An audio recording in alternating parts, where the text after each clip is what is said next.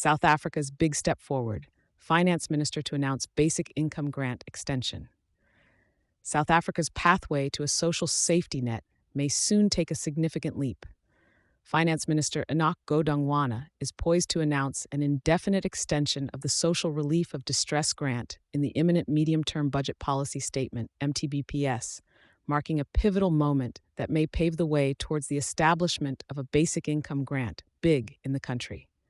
This anticipated announcement follows a series of commitments to a big by the ruling ANC, with groundwork laid for funding mechanisms to support its implementation. The SRD grant, initially set up as a temporary measure during the COVID-19 pandemic with a stipend of R350 per month, has since been renewed annually. Its continued extension is viewed by many as a precursor to a permanent big, thanks to its popularity and the groundwork it has established. Within this unfolding scenario, the challenge of affordability looms.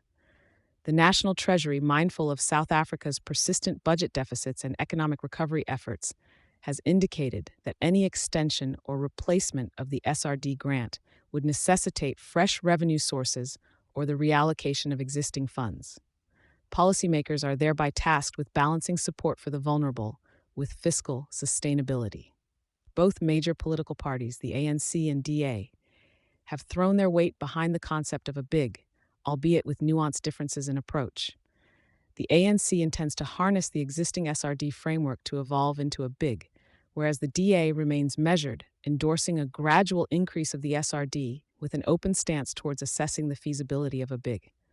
Revenue underperformance, observed as a R15 billion shortfall largely owing to reduced income tax and VAT collections, leaves South Africa in a tight fiscal spot.